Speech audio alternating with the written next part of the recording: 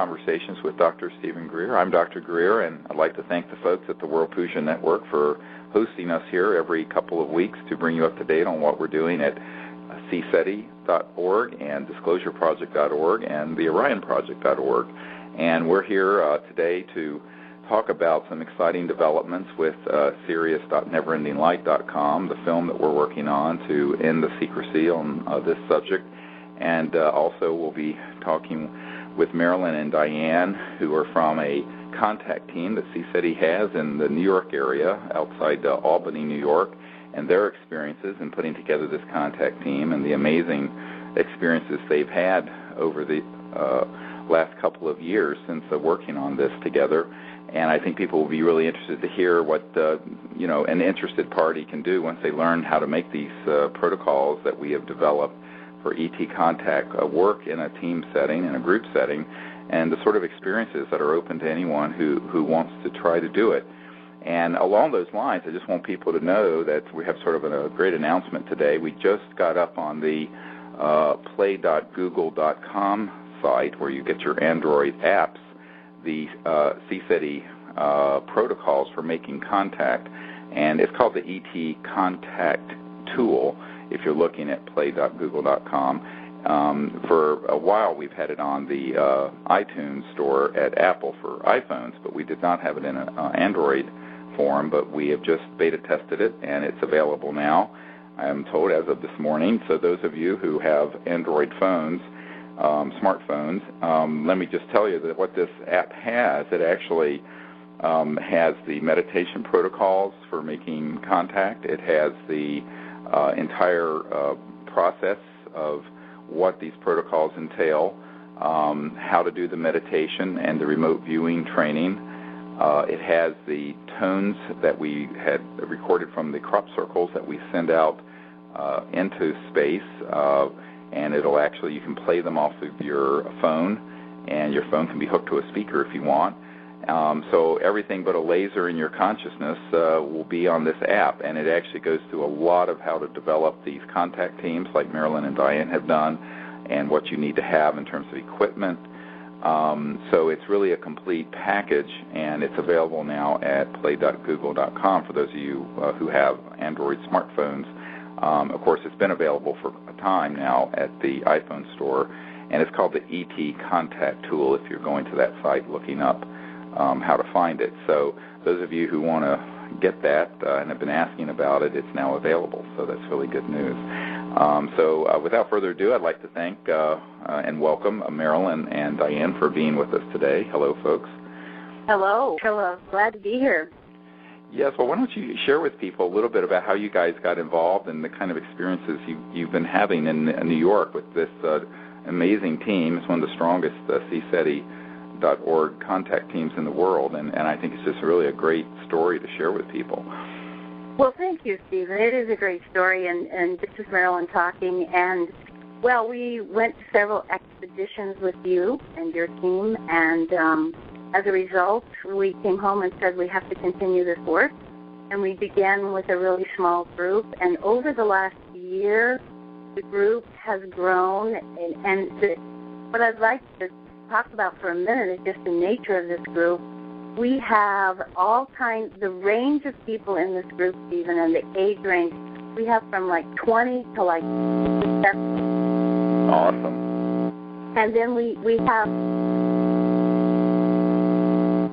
attorneys and teachers and ministers and sanitation workers from New York City and firemen and police, women and just a genetic researcher. I mean, people with all walks of life and all ages, and they've come here with such a commitment. Some people drive 4 hours to get here for one evening's work, and it's just amazing the commitment this group, and we've noticed that as the commitment from all of these people, and we grow every time. There are new people. We had somebody fly up from Virginia Beach for the one in June, and people feel the cohesiveness that has developed over time, and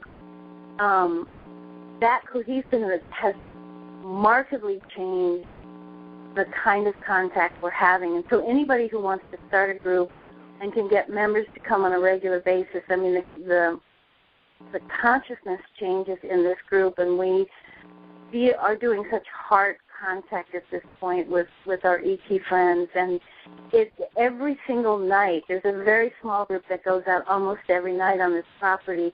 There is contact every single night. And then on the monthly meetings, we're having amazing things, which I'll talk about in a minute. But the other thing we've noticed is having this group on the same land. We live way out in the woods, right, and in the country, and so we have very little activity in the skies that get in the way, except when lately the military helicopters have been hovering. But we doing it on the same land, it's almost like even the land has created a cohesiveness to the earth consciousness that we're doing this contact on. And so it feels like there's just the ETs know we're here, they know our commitments, they understand our kind of consciousness levels that continue to increase. And as a result of the last couple of months, I'll just go into some of the things that have been happening. Each night, each monthly meeting, we've probably seen at least 25 crafts. Right. Distinguished from satellites, because we have the satellite chart, and we're all beginning to feel the difference. But these crafts, the power-ups that happened last, I think it was 2 Saturdays ago with the global CSETI, we had power-ups that were responding both to our thoughts and to the laser, and they powered up so strong and then disappeared and powered up again into our questions. And then we had flash bulbs that were just extraordinary come in. And this stuff now just seems like normal material. Our tri-field meters, sometimes when this extra activity is coming in, are just registering such high magnetic energy. The radar detector, when we first got together the last time, gave us the 3 beats, I am here, right when we convened and started the group. And again, we live out in the country. There's nothing that I often have the radar detector on at different times when we're not doing contact work, and it just doesn't go off. It's just right, right. In the way of explanation, before you go much further, because I think we're going to lose a lot of people who don't know what the protocols are and the kind of equipment we have. One of the protocols we use, of course, is in group consciousness and meditation, where we then do a remote viewing process where people are trained to see with their inner sight, and this, of course, all the World Puja people will understand this aspect of non-local consciousness, to see where the extraterrestrial vehicles are, even go visit to their planets or their spacecraft, and then we turn it around into a vector where we actually zoom in from wherever we sense they are into where we're located. So if you're in some land outside Albany, New York, and in a wilderness area, then you show them that part of the United States, and then you show them exactly that area and the farm and your group, and zoom right in like you're zooming in from outer space. Or if you sense that the ET vehicles are under the water out in the Atlantic Ocean, or if you feel that they're in the Earth somewhere, you connect to them there and guide them from that location. So wherever you sense them and see them in your inner sight, then you guide them in. Then what starts happening is what Marilyn was talking about. We'll have these brilliant bursts of light that occur in the sky that we call light bulbs. And it's like a flash bulb where you have this, if someone were in the sky and set off a flash bulb, but there's nothing there. And you can see with night scope binoculars, there's no aircraft, there's no plane, there's no, like, what have you, or an object will come over and get very bright and send a light towards us. And we always have satellite charts to rule out that it could be a satellite or a iridium satellite that kind of spins and puts out a lot of light. So we do all that, and then the electronics we have on site include, and by the way, these iPhone and Android apps turn your phones into magnetometers also, but we have these what are called tri-field meters that pick up electromagnetic fields of energy, and we usually set it on a magnetic field because the ET vehicles, when they're dematerialized but are coming into your area of space-time, will cause a disturbance in the magnetic field flux. So there's a baseline magnetic field that you can go out into the woods and just set it at 0 so the magnetometer is quiet and at baseline 0. And then if you're out in a remote area where there's no electromagnetic devices such as cars or refrigerators or microwaves or anything like that, suddenly when these phenomena start happening and the ETs start moving in, even if they're not fully materialized, they will start causing the magnetic field flux to be measured on these magnetometers or on your iPhone or Android. And that's a really interesting thing that we've been able to document. And also on the laser and radar detectors, like you use for detecting police radar on a car, we'll have those out there in an area where there's absolutely nothing that would make them go off. And when these objects are approaching, and even if they're not fully materialized in three-dimensional space-time, but that are there in a trans-dimensional energy form that is not fully solid, those detectors will start to go off, and in fact the beings, the ET beings, will utilize their electronic communications interface with their consciousness to go inside the circuitry of the magnetometers and the radar detectors to actually send sort of an encoded message format.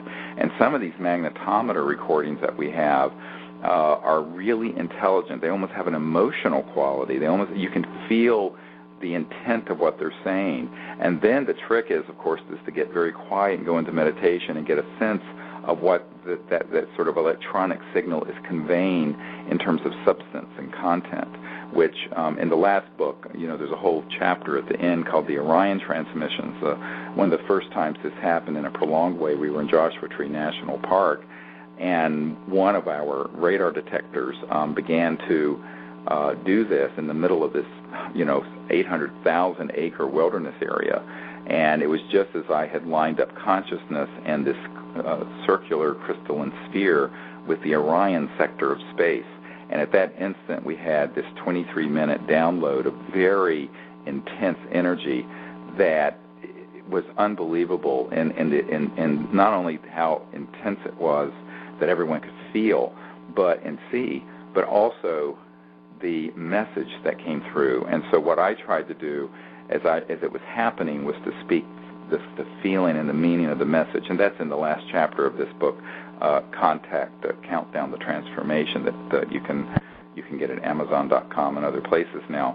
But I just wanted to explain that, because what we really use when we go out into the field, we use really three central modalities for contact.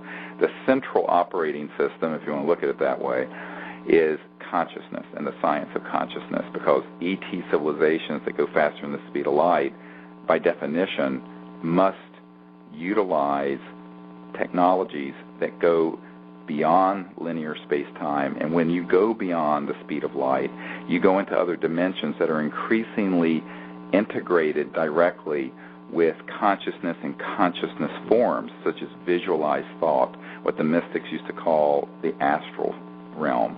And so, but this is being done with technologies and communication systems, as well as with their innate ability, because when you see these ETs with their craft, they're actually touching something and thinking to it, and will navigate the craft to one point in the universe or another. So it's very advanced. It's way beyond these phones that we're talking on right now that are traveling at the speed of light, these phone signals. So that's something that is really important, is to understand the interface between the science of consciousness and our own innate ability to be aware of this aspect of mind that's non-local and omnipresent within us, and how that can be utilized through coherent thought and these meditative techniques to make contact. The second is that we have lasers and things that we send up into the sky.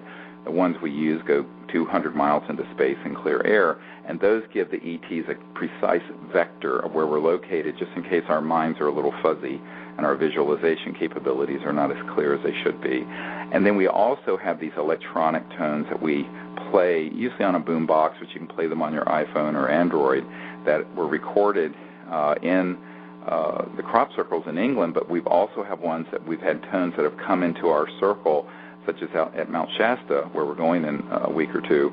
And those tones we then send out into space with little walkie-talkies, because we let them know that if they're wanting to get an exact and precise fix of where we're located, they can use the light and the electronic tones to do that. So we use all three of these modalities, and those are the principal modalities. Of course, the heart energy and consciousness is the central one. The message of welcoming them, of seeing them in your inner sight, of seeing that the consciousness within them and the consciousness within each of us is a singularity. It is the one mind of the cosmic being that is within all things. And then the heart space of this sort of the magnetism and the attraction of love and this sort of pure and divine love that we send out along with the thought. So that's the central thing, but we do use these other technologies to get a more precise fix for them. But in addition to that, we have these electronic devices and things that we have that really are important because, you know, often when we have a craft that appears that is fully materialized, within minutes there might be a military jet or a helicopter that comes over. And then, and this happened at Crestone last month, where then the ET craft literally dematerializes. We have this on film, by the way, Marilyn and Diane, from Crestone. You would not believe what happened. This ET craft came in from the northwest, came in, turned, came right over us. We have it on photos and video. And the filmmaker that's working on Sirius.neverendinglight.com with us, Armady Kalika, saw this, and his assistant. It came in, it literally made like a big circle and dematerialized right in the frame of the film. And it did that just as a military jet that had been circling a little to the north, east, out towards Colorado Springs, where there's an Air Force base, came in very quickly with afterburners on, and the jet turned to try to intercept the ET craft to suppress it from coming into this dimension any further.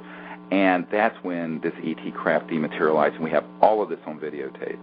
So what's important to understand about that is that this means that we have to be enlightened enough to realize that interstellar civilizations that can dematerialize and go from one point in space to another in these other transdimensional energy forms will do that, and they can literally be, we can be in a field where nothing is in this dimension quite fully materialized, and yet you'll see energy forms, and our electronics will begin to beep, and the magnetometers will begin to do things, and people will be touched, and they'll look over and there'll be nothing there.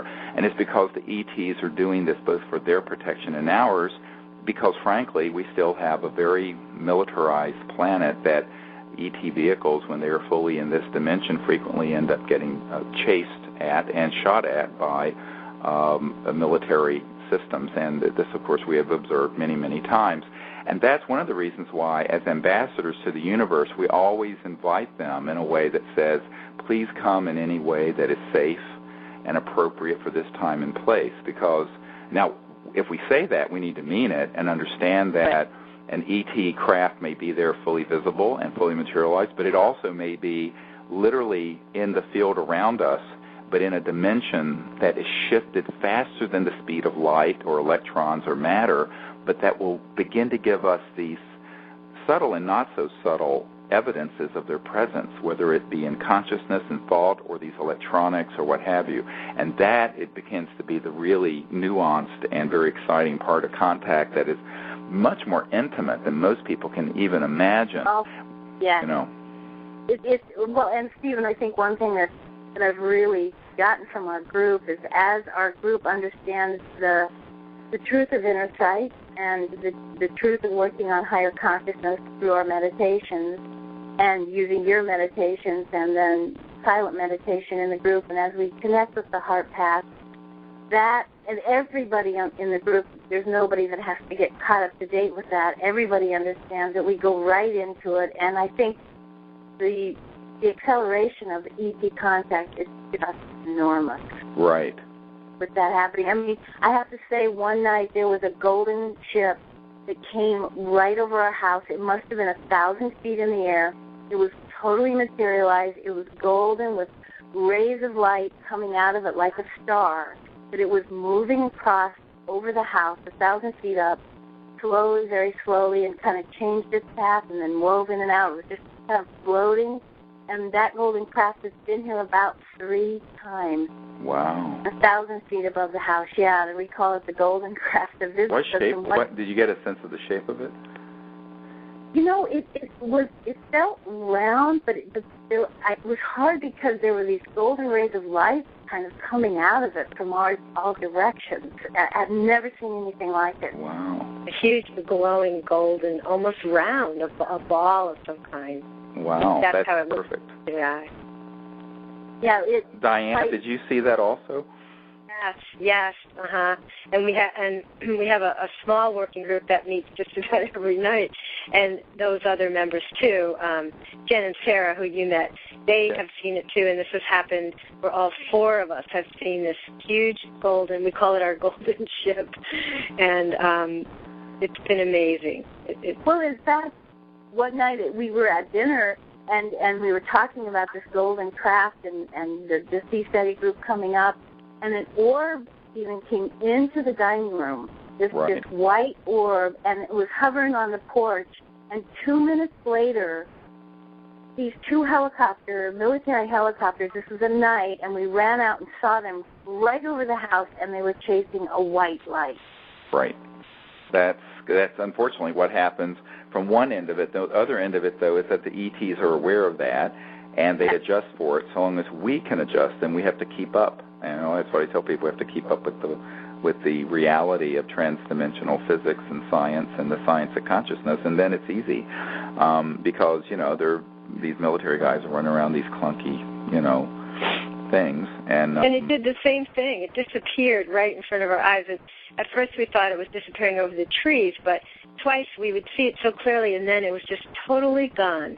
It just dematerialized in a second. What's interesting, that you described this golden, at Mount Shasta last year, who knows what will happen this year, but we had on multiple occasions this about the same height you're talking about, a few hundred feet to maybe 1,000 feet up, which is fairly close, fully materialized golden, I mean it's gold object, and it wasn't, but what we saw wasn't quite round. I got the sense that it might have had a little bit of a chevron or angular shape to it, but the light gave off all this light, and even when it would be behind us, it would be bright enough that it would catch my peripheral vision. I'd turn and see it, and people on the other side of our circle would see it also. And it's really distinct because it totally disappears, and it's obvious not an aircraft or anything like that. And it can actually be completely stationary. In fact, a couple of times it just would appear, not move at all, and then disappear in the same spot and having not moved at all. And so one of the things we're going to try to get this year at Mount Shasta is, and Emery Smith is helping us put this together, is a 360 filming, because, the night scope cameras we have only get 10% of the sky each. Right. We're missing 80. The two cameras get 20%, so we're really only getting, 80. We're missing 80% of the sky. So what we're going to try to do is set up these really high-tech cameras that have a zillion megapixels that can be put in video mode, that are the quality of a still camera, but they'll be running, and it'll get the whole sky the whole night. That's what we're going to try to experiment with this week. Now, we're having to lay out, $10,000 or $15,000 to do that. But I think it's so important to document these things, because frequently these sort of ET craft, when they do fully materialize in our dimension, will be here briefly, and then they'll dematerialize and be around us, but they're beyond what anything can photograph, even if it picks up electronically. So what we're wanting to do is that when they do fully materialize in this dimension, before there's a military chopper or anything sent in, that they're able to be captured on a video or a photograph. So we're trying to improve our ability to do that kind of recording. That's fantastic. Well, because the last Sea Study meeting we had weeks ago, there were craft that seemed to be the same craft that just were going back and forth from the south to the north and the north to the south. And if we had had a camera that night, usually we do, but we didn't that night, right, you could really, I think, would be able to tell that it was the same craft. And of course, satellites don't move back and forth. And it was clearly this craft that stayed around, 15 minutes, just going back and forth. It was wonderful. Wow. Oh, that's so exciting. Well, the other thing that you mentioned that I think is really important to talk about for a moment is how key it is for the group to be in that coherence, and that the people are really all on the same page, because what the ETs are looking for with humans are ambassador teams to interface with, so it's not just purely one-on-one and anecdotal, that because it's going from, contact with individuals to contact with these ambassador groups, building up to contact with the entire planet as a planetary. Okay, so we're that stepping stage, and so these citizen diplomacy groups like yours are so important. But for them to function, it is the thing that is most determinative is the intent, the pure-hearted intent of the group, and the coherence of the group to be able to be in this deep meditative state and go into that state of remote view and deep consciousness and also deep heart space. And what that does also is that it creates in the Akashic record of your land, as it were, a sort of a power spot potentiation where your land has now become, as it were, initiated into this process. And even within the structure of space-time, there is this omnipresent consciousness field. And therefore, where you're doing this contact on your land, day after day and week after week, creates a very powerful energy that remains there all the time. And this is why, when people find that if they're doing meditation, if they find a certain place in their house that they do it all the time, it does facilitate the depth of the meditation. Or that if you go to a place that has had some very sacred or enlightened event take place that happened thousands of years ago, you can go there and still feel it. On the other hand, if there's something terrible that's happened, you can feel it. So there is an Akashic record that is actually encoded within the fabric of space-time because consciousness is omnipresent.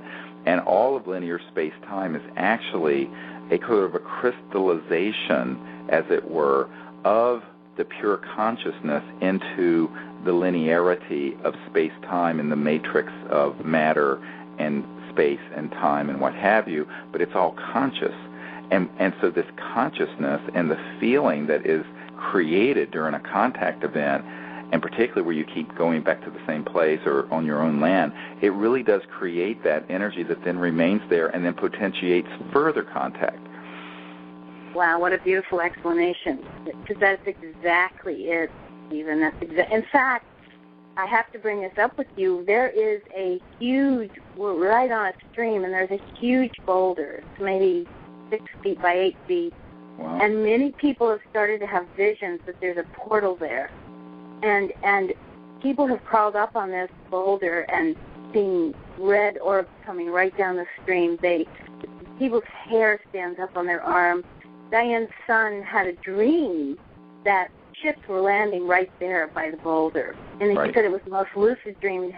So it feels like there's this portal that's open wide up. And before we start in the group, many people want to go to the rock and sit and get grounded before we start because they feel like there's this incredible opening out there. Wow. Well, and that is true that there can be certain areas where, for whatever electromagnetic reasons, and remember, boulders are crystals. Even normal rocks, they're all crystalline. Look at them under a microscope. All rocks are crystalline, even if it's not pure quartz crystal. And a lot of people don't realize that about the sort of the mineral kingdom. And so if you look at that's very interesting. And the fact that the ET technologies and the transdimensional nature of them do have a sort of resonant factor with crystalline structures.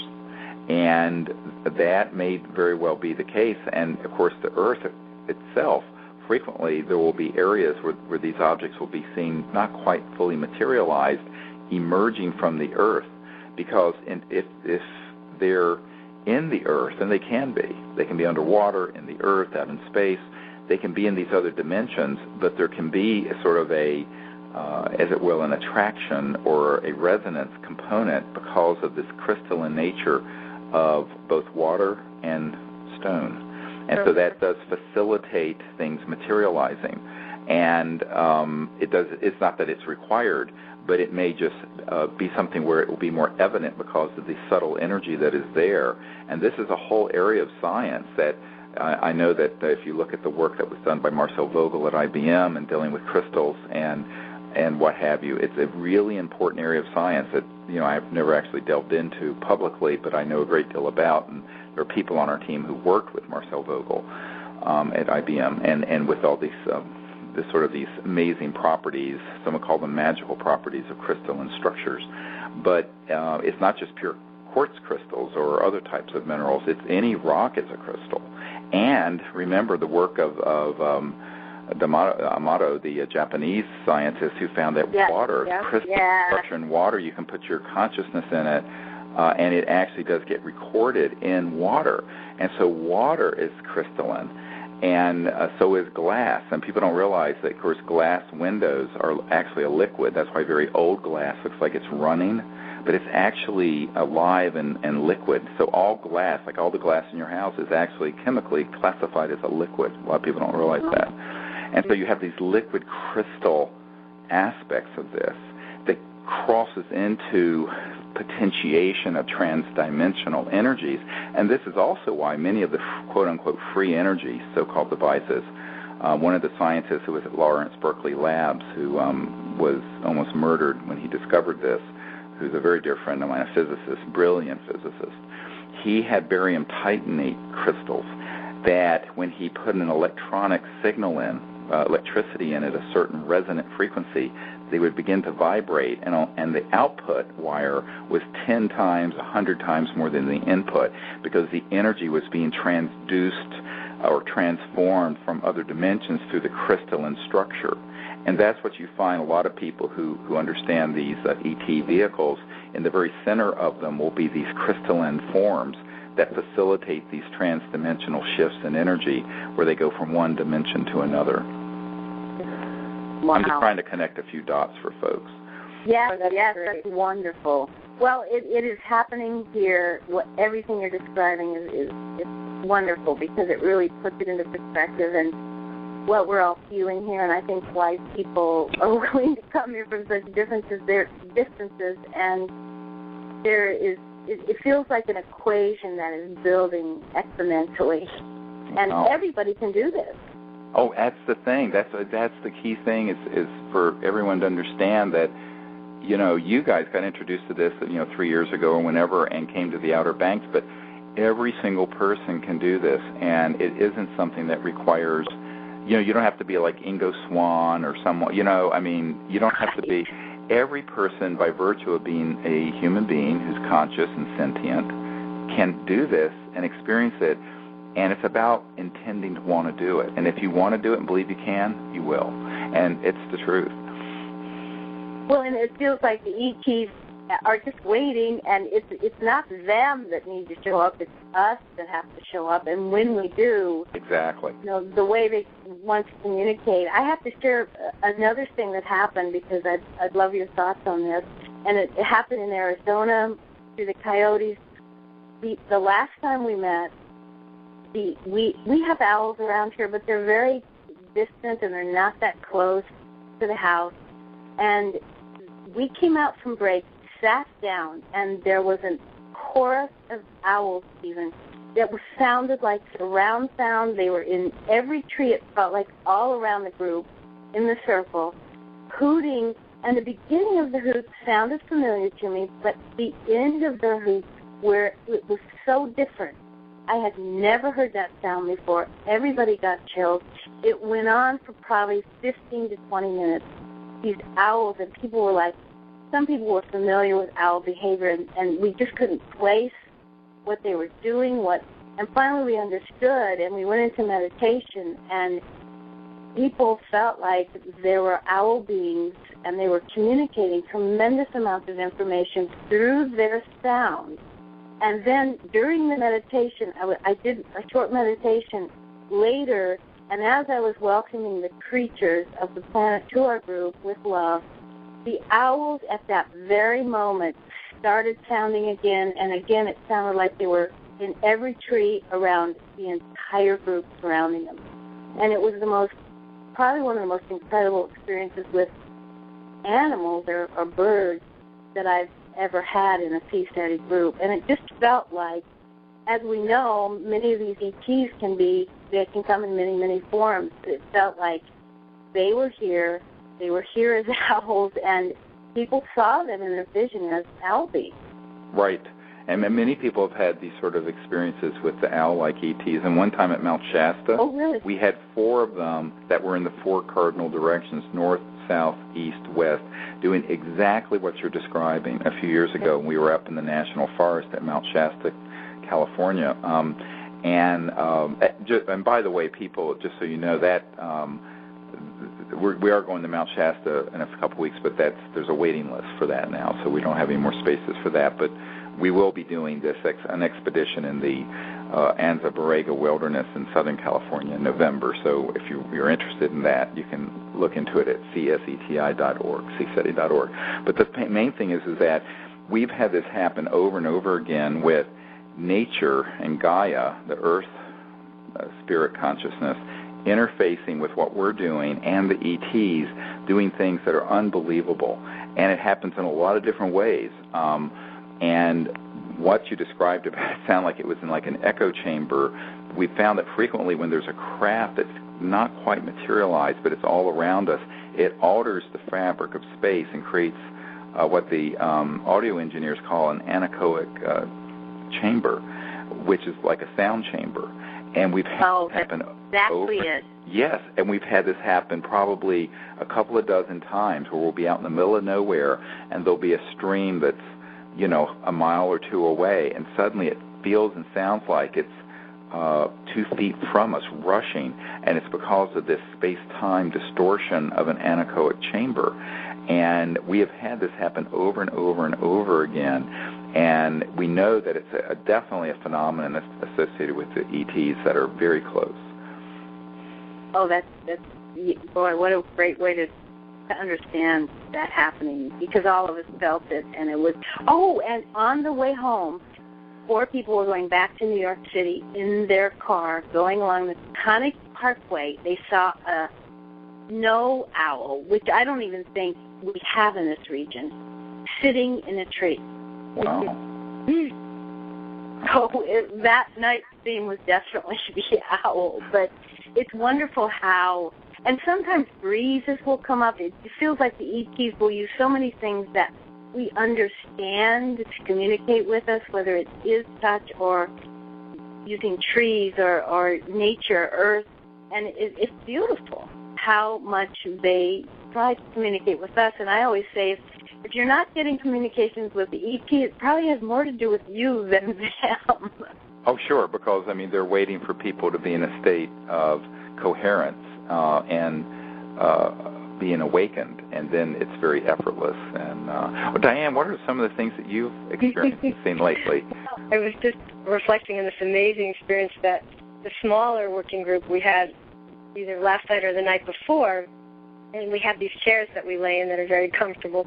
And it seems like as soon as we go into the chairs and go into just opening our hearts and going into just a brief connecting, the ETs start appearing in these ships, in craft that we see going back and forth. But the other night, the whole sky was clear, just absolutely clear. There was not a cloud in the sky. Wow. And all of a sudden, this cloud formation came right over. There were 4 of us right over our chairs. And it stayed there. It looked rather curious because the whole sky was clear. And we kept watching it, and we said, what is this?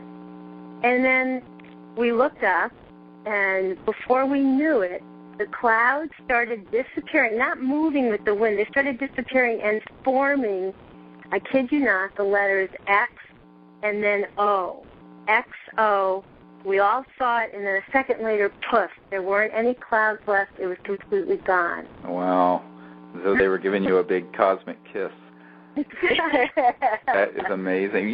Years ago, we had some people doing this in West Virginia, and it was very cloudy and this and that, and it was on a lot of brand new trainees, and people were going, well, everyone thinks, the ET craft is going to come in like a Steven Spielberg movie, and you're going to climb on board and have bagels and lox.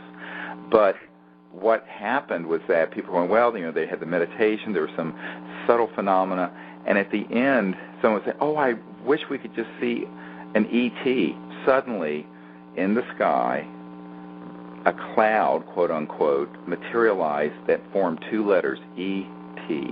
Oh, and my everyone God. saw it. And it was like, you can't make this stuff up. I mean, and it's, and that's when they're there. They're there as far as they felt safe to be there for whatever reasons. And yet they will do something like that is mind-blowing, that you would be almost like in a science fiction film, except by a whole group of people.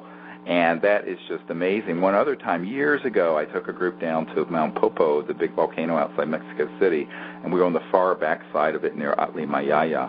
And we had this massive, huge, 800-900 feet on each side triangular ship, and then a circular craft come out of the volcano and circle us and signal to us and then vanish. And then it was later that night, and we were really tired because we had flown from the United States, and then had only been there a couple of days. And Sherry Adamak was with me, and a few other people, another medical doctor, and we looked over, and to the sky, to the left of the volcano, were two brilliant stars that were right in line with each other, like two eyes. And in a crystal clear desert sky, a head, it looked just like an ET head, of clouds formed around those stars, so that the head was almost like two-thirds the size of the volcano, and there were these two bright stars that were the eyes, with this ET face just shining from the sky looking at us. Wow. Yeah. Love it. And we went, oh, my God, you got to be kidding. And, these sort of things. So a lot of times, you're so right to point out to folks that there are these phenomena that happen in nature which are not natural phenomena, but they'll utilize natural phenomena, whether it's an animal or the clouds or something else, as a way of sending that they get it, that they know you're there making contact, and they'll make contact, that it'll be through these indirect means. Because every time we've had a craft like a Crestone that's fully materialized, that floats over, in comes a military jet or a helicopter. And, of course, at Mount Shasta, as you all know, a few years ago, we had one that came out of the mountain, and there was a weapon system fired at it that crashed into the woods right in front of us. Right. It was an electromagnetic energy weapon. And I've always told the ETs, that this planet is not exactly the Garden of Eden of peace yet, and to do this in a way that is safe for everyone concerned, them and humans as well as the ETs. And so everyone has to be very aware of the fact that this is part of the dynamic, and they're willing to do a lot if you're conscious enough and intuitive enough to see how it's happening. And then every once in a while there'll be something, like you said, this golden ship that just floats right over your house and sits there. That's so unmistakable. But then there are all these subtle things that happen, which in a way, many times I find more endearing and amazing than the others. Well, and I think it also, what it's teaching all of us in the group is to use our subtle vision, our subtle kinesthetic cues, it's teaching us the subtleties of consciousness. Exactly. And all of a sudden they start showing up through those channels. It's beautiful, because really we're learning how to do this. It's taking people into what I call unity consciousness, where you begin to realize that it's not that you're just awake, but the earth is awake. The air you're looking at, the space that you're looking at with your eyes, it's all consciousness resonating and phasing as space or time or a star or a bird or a tree. But all of it is pure consciousness. And so all this is that. And then people at the World Pollution Network understand this concept, but it actually begins to put it in play. And these interstellar civilizations get that. They completely understand it. And really the big leap, I tell people these free energy technologies, anti-gravity systems, those should have all been out 50 to 100 years ago. The big science of the next 1,000 years and on forward beyond that is the science of consciousness, of mind, of understanding all this interplay. And that's what's most exciting about all this. And it's the central concept to comprehend, apprehend, live, and begin to experience, to be an ambassador to the universe, as we call it, to be in contact with these civilizations. Because if they're traveling from one galaxy or star system to here, they are crossing through dimensions that are conscious and light and all these kinds of phenomena, and they get that in a fully operational way. And so they're trying to sort of nudge us into this new paradigm, a new reality, so that we can actually interface with them in a way that's meaningful. Yes, and what's amazing, I find, is that the more you use your consciousness and open your heart, there's this, it's almost like a courtship. It goes back and forth, and the more that you extend your consciousness and heart out to the ETs, they'll start playing with you more. And just one quick little anecdote, we often sleep in a tent on our property, and the top is open to the stars. There's no tarp on it or anything. And one night after our last expedition, a bunch of us went to sleep in the tent and looked up at the sky. And I was just sort of, in my heart saying goodnight to the ETs. And I kid you not, but it was like, we call it a streaker, just twice. It looked like a ship just quickly passing exactly over this little window above our tent, as if they're just saying goodnight. Oh, and they went, God. and it happened twice, because I went, what? And it went on one side of the tent that was open, and then it came back a second later. And it was just amazing, because I really felt like I was connecting with them through my heart and saying goodnight, and then they connected right with me, and I was blown away by that. Oh, that's beautiful. Well, that reminds me of the time at Mount Shasta where we were standing out in the National Forest. We were making our closing circle, and there were like 40 of us, I don't know. It was a big training, and we were making a circle, and I was doing sort of a closing prayer and meditation for the earth, and at that instant, two objects came out of the east, and they rose and they went together from horizon, from east to west, across the entire sky to say goodnight to us. And it was two fully materialized craft that in just a couple of seconds, everyone saw this, and it went right across the sky. And actually what was interesting in Crestone last month, we had an object just like that came out of the east, and it was right at a point in a meditation where we were doing this healing for Mother Earth and the healing of humanity to go forward as a peaceful people. And at that moment, this craft, a golden craft, you could actually see the form of it, came out of the east and went horizon to the west, right over the group, and you could hear it. People could actually hear it moving across it. It was one of the most astonishing sightings. And interesting, the filmmaker was there and saw it. That it was the first night he came out, and he went, "What in the world?" I said, "Yeah, well, this is what happens." Right. So it's fun to introduce people to these things. And by the way, people who want to support the film project, I just want to talk for a moment. The reason we're working on this is to bring out the whole concept of disclosure, contact, transdimensional science of consciousness, and free energy systems in a 2-hour feature documentary that we're working on. We're doing it totally from what's called crowdfunding, from the public supporting it. And you can go to Sirius.neverendinglight.com, and for various donation levels, you get a copy of the film, or a trip on a training, or tickets to the premiere, or what have you. And you can see what those are. We're also, and this is very sensitive, I'm going to speak very carefully, so listen carefully. A couple of years ago, Dr. Bravo, who's a fellow emergency physician who's on our board of directors for disclosureproject.org and ccity.org, and I went to a foreign country, that's all I can say, and I was the third person to ever handle this dead, deceased extraterrestrial being. Now, it is a physical specimen. We're told it's ET. That's not yet been proven. It's a possibility we can include this in this film. It's going to be, unfortunately, very costly to do the genetic testing, the MRI scans, the geneticist review, our anthropological reviews, and all of this. It has to be done to vet and check this out thoroughly. At this point, the institute that has this little being, which has been dead for an undetermined amount of time, is willing to cooperate. What people have to understand is that I have held it, I've examined it, I've looked at the x-rays of it. It is not a plaster of Paris hoax.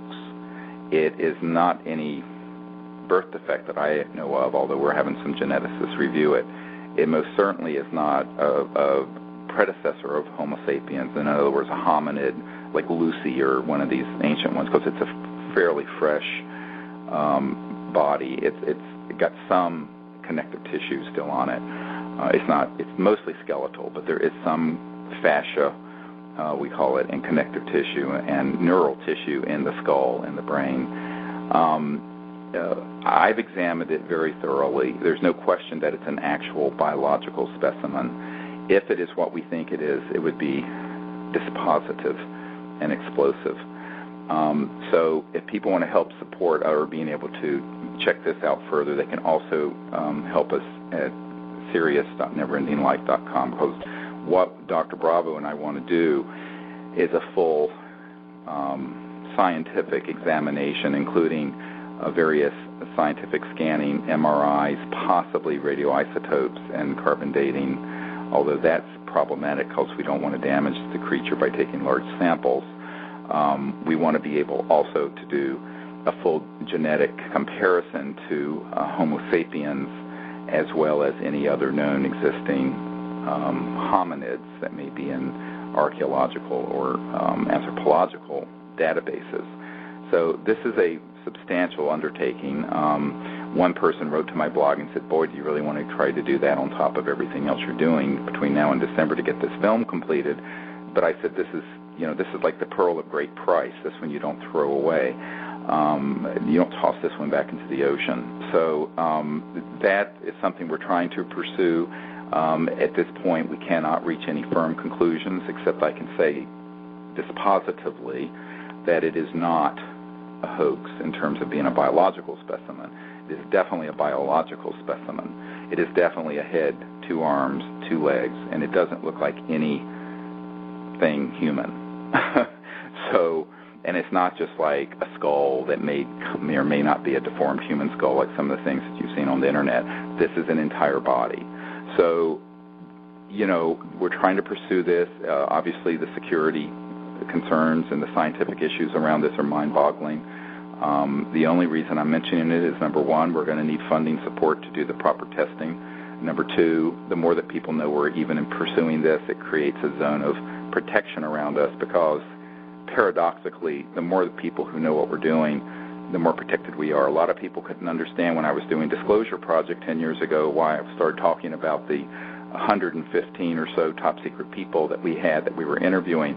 I said it's because you can't buy the kind of protection that millions of people knowing what you're doing can give you, because these classified and rather shadowy projects do not want to step into a billion-watt spotlight.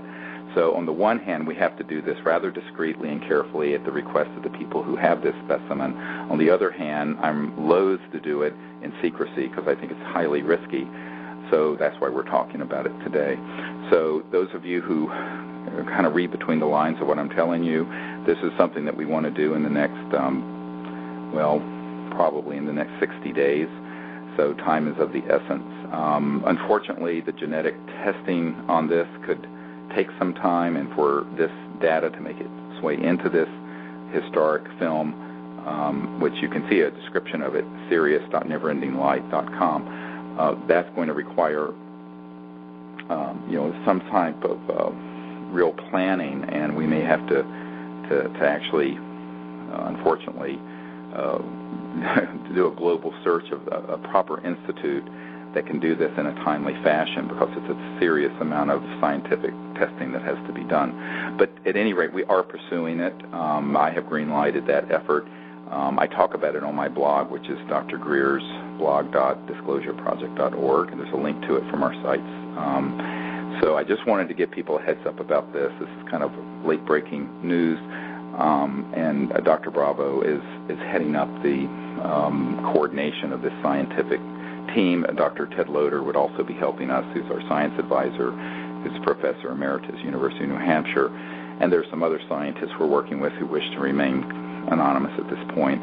But if anybody listening can help us with this, then let us know. And if you can help with the support of creating this film, we have enough to do sort of the rudimentary of a feature film, but this is not a $5 million film budget. It's it's a couple $100,000. But thanks to everyone who contributed. But if we could get some more funding, we could do a better film and include more evidence and do more witness interviews and with military and other people who are coming forward. There's a new CIA witness who's come forward, many people have heard about, who's confirmed the Roswell event. So we're wanting to include as many things as possible. Each thing we want to add, of course, costs funds to go and film and travel, and there's just a lot of out-of-pocket expenses with doing a film like this. So any support that anyone can give us who's listening, we do appreciate it. And for those of you who have already supported what we're doing with this project, I want to thank all of you sincerely, because it's helped us to be able to greenlight the initial budget for the production company and the filmmaker to go forward, and we're off and running. So it's a very, very exciting time. Wow. Well, and Stephen, I just want to echo that as we all are doing this work on the planet, and you were the incredibly courageous person who started so much of this, and your protocols are protocols all of us can do, and the more we all do it, the safer you become, and that's real important to me, because the truth is the more we all do it and the more ETs make themselves visible and contact is felt around the world, the more disclosure will take place, and this film is just going to top it all off, and exactly. I'm so excited. Well, and Diane and Marilyn, you can just confirm that you've actually seen photos of me with this little specimen. Yes, we've seen photos, and they're absolutely amazing, and there's no question about it. In the photos, this looks like an absolute biological being of some kind, and it is not human. Yeah. There's no mistaking the pictures. It is definitely not human, and it's very real, and we both attest to that completely. And I can tell you, having examined it and held it, of course I did so carefully with gloves on and whatnot, and examined the x-rays. In fact, Marilyn and Diane have seen me with the x-rays and with the being itself. But, yes. This is definitely a biological. This is not like, is it the alien autopsy thing? Is it a model? Is it a hoax? Is it this? I mean, the question is, what is it? It has gone through some review processes at a university, ruling out any existing known hominids. Hominids, by the way, are the predecessors to Homo sapiens, of course, on the evolutionary tree. But, the question then becomes, could it be some bizarre defect of a known human congenital birth defect? Could it be? We have to do a thorough examination, and this, of course, I mean, if NASA had a sample like this, they'd probably spend $200 or $300 million on it. So we're going to try to do it with what we can get, but it just the out of pocket to do the MRIs, the other scientific testing, the genetic testing is going to be substantial. I'll just tell you, we're still in the process of putting together a budget for that. But anyone who can help with that, we appreciate it, because this is something that is people need to understand this could be some of the most pinpointed confirming evidence that we have on the Yes, I mean, short of going to an underground base at Fort Huachuca or so-called 51 or something, and dragging a body out of the chambers there that they've shot down and killed. Yes, and so this is not something that this is not an opportunity that comes along every minute. And I've been doing this for 22 years, and I can tell you I've never seen anything like this. Yeah. So. Well, I believe we're out of time. I'd like to thank Marilyn and Diane. You're just awesome people, and you're doing great work there in New York with all the folks and keeping the torch alive for contact. And I hope sometime to join you up there on your land. It sounds wonderful. Well, you absolutely have to, and you're invited anytime. And thank you, Stephen, for your amazing, brilliant work on this planet. Thank you. Okay, and thanks to everyone at the World Puja Network. I appreciate you hosting us every 2 weeks. This has been Conversations with Dr. Stephen Greer, and until next time, keep looking up, and in universal peace, we'll see you later. Bye-bye. Bye-bye.